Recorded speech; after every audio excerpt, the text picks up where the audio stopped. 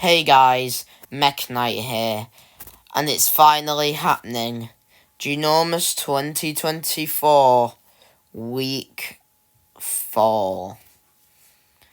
This is a big moment, because I also did this last year, so this video has technically been a year in the making.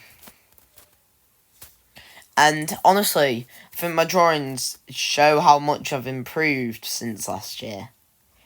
But last year, the final few drawings were the highlights, and I want to see if I kept that going this year. Tell me in the comments if you think I did. But let's go into it. Right, so for day 22, I drew G-Max Maractus. This Pokemon uses plant powers to create musical masterpieces. They can use Gigantamax energy to bring life to the most desolate areas. So I kind of gave it the Pikachu chunk treatment. I basically got rid of its entire body. Well, sort of. Depends how you look at it. I kind of just got rid of its body. I didn't squash it down or anything. Just kind of left the head. And made it more aggressive. I kind of really love this design. And as you'll see later in this video, the end just showed how funny it is when Gigantamax Pokemon get chunkified. And with the musical masterpieces plant thing, I think it could be cool to have this Pokemon sort of related to Rillaboom. Next up, I have Gigantamax Bastiodon. These Pokemon have been compared to Paradox Pokemon, with how much DNA it now shares with them in this form. It has the same willpower of hundreds of soldiers. So my idea with this was make it more prehistoric, but at the same time, just more generally in the past.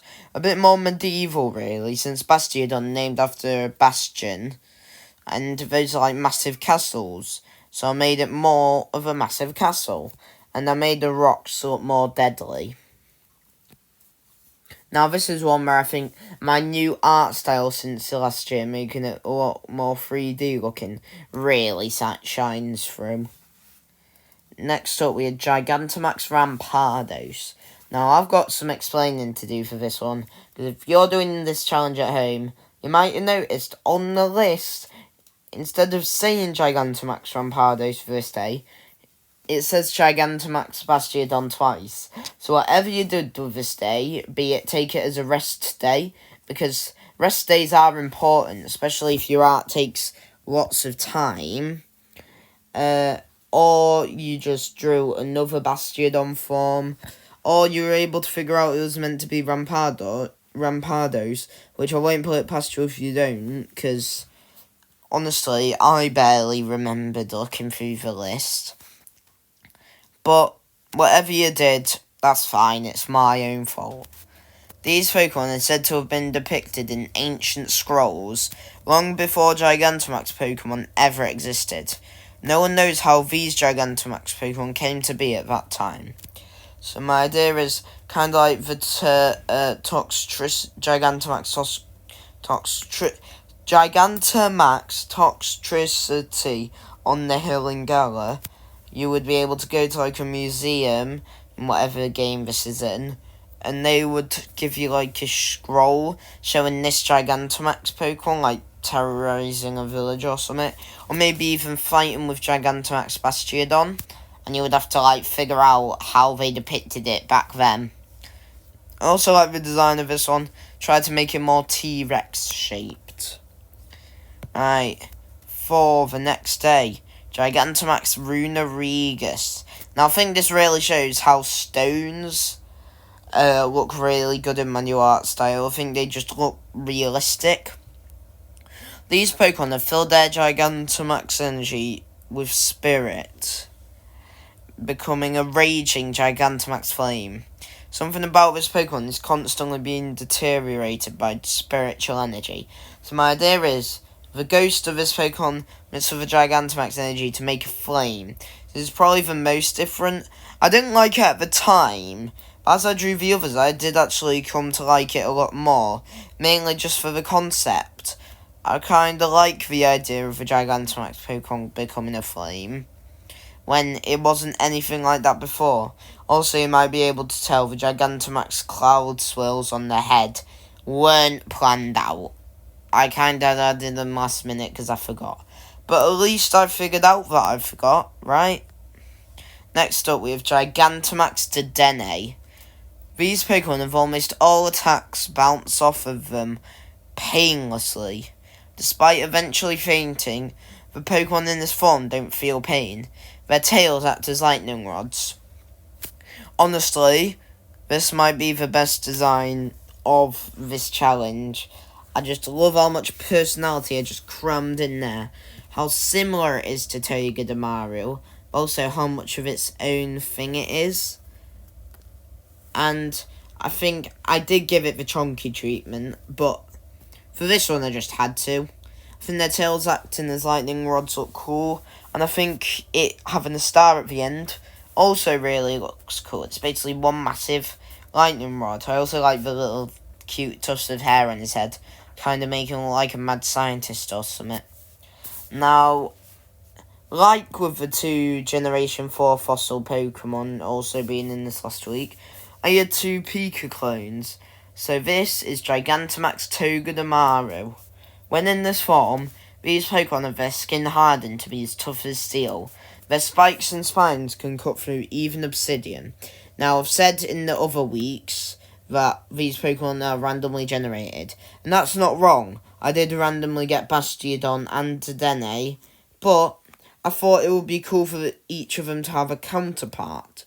So, it's like half AI, not AI, well, kinda, half random. Now, I like this one because I sort of also gave it the chunky treatment, but I'm also gave it just the ball treatment. Because I think making it metal is the right way to go. I like its spikes, but I think if you're going to do Gigantamax Togedemaru, 2 things. It has to be metal and it has to be a ball. So this thing, I feel like it just rolls around. It can be like Cannonbolt or Sonic for its Gigantamax move. Right, we're getting into the final 3. Now for the final 3, these are all special prompts. If you don't know what they were from the other weeks, these are prompts where I didn't say one Pokemon, I gave a specific category of Pokemon to choose from. Now for this one, it is pseudo-legendary. Almost got mixed up because the next one's dragon. But no, for this one it was pseudo-legendary and decided to go with Hisuian Gudra. I didn't want to go with a dragon type one because I knew I had dragon the next day. And for the final one, it was a legendary Pokemon. And I know a lot of them are dragon type. So I was going to go Metagross or Tyranitar. Metagross, I actually have designed the Gigantamax form for a while ago, but I really didn't like the design. And Tyranitar already has a Mega, same with Metagross to be fair. So I decided, if I'm going to go with a unique one, I thought it was either between this, Hisuian Gudra, or Baxcalibur, being the 2 newest ones, because for this challenge I like to give some newer Pokemon Gigantamax forms.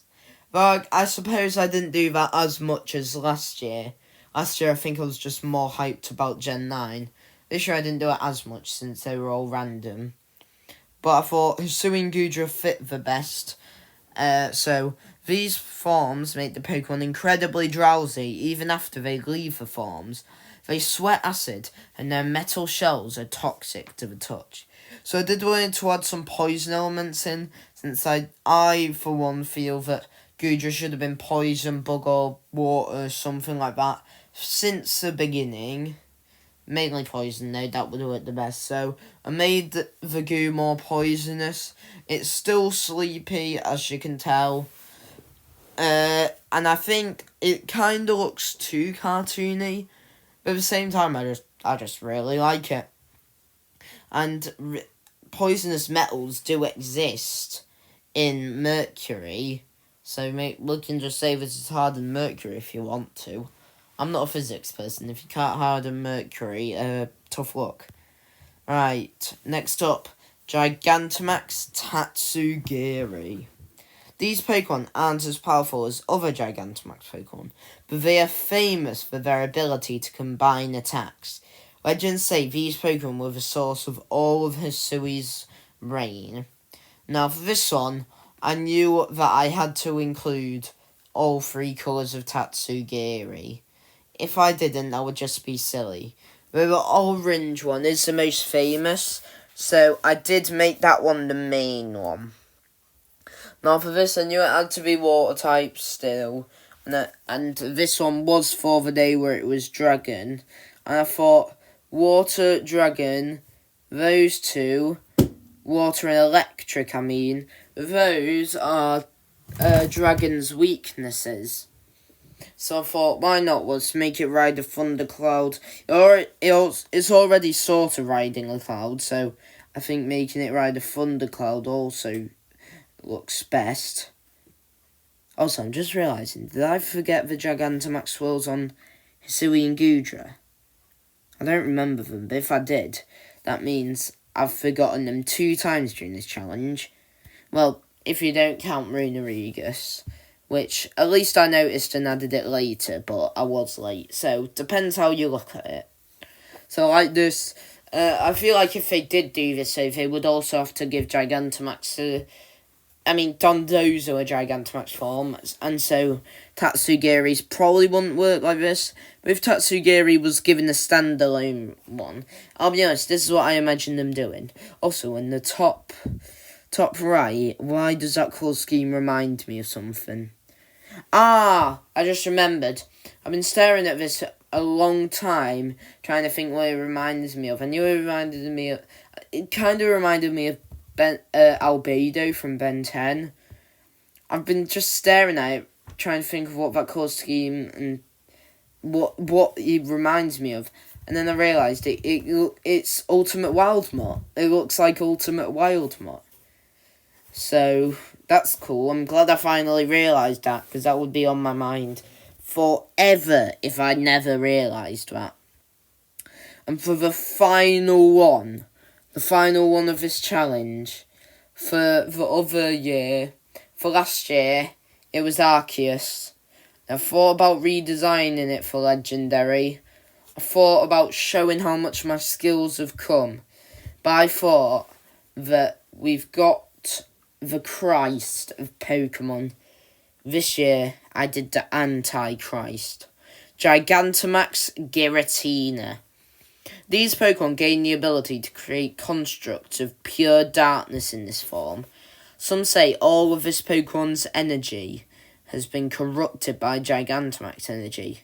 Science shows whenever this form exists, its consciousness is split between reality and the distortion world. This one I could see was just made for the anime. I could see Ash taking it down, stuff like that. It does look like an anime villain. Like the Pokemon anime, they would find this and they'd have to work together. Kind of maybe even a movie. Looks like it would be the leader of a Pokemon movie. And I did like the lore of it always being stuck between the distortion world and reality, kind of so it just can't destroy anything because it's so corrupted. I did base this design on when it appears in Pokemon Diamond and Pokemon Pearl, when it's in that darkness, that sort of ink cloud. I added tentacles at the bottom because horror, stuff like that, cool. And you see that bird flying around it, yeah. I really wanted to give it constructs. I wanted a Pokemon side quest sort of. This is kind of just a Pokemon mystery dungeon thing. A game like Pokemon Mystery Dungeon where they have a massive boss, lots of lore and stuff. What's the other one I'm thinking of? Colosseum. Or Shadow whatever. The one with Shadow Lugia. I feel like it could really fit in those sort of things. And you could find, instead of Shadow Pokemon corrupted by Giratina. Now, honestly, this one shows the least how much I've improved in my actual drawing capabilities, because it's kind of just darkness. But I think it shows the most in how much I've just improved overall with these. Like, this I think looks better than my Arceus one from last year. Whether that's me just liking it more, or like it's just me being biased, or it's newer. Honestly, if you're drawing things you like, even if it's not that good, there's no real point in changing. Because I think this year I've really won up to myself from last year. And I can't wait to see what I pair with Giratina, Gigantamax Giratina and Arceus in 2025. Ooh, that sounds weird to say so early.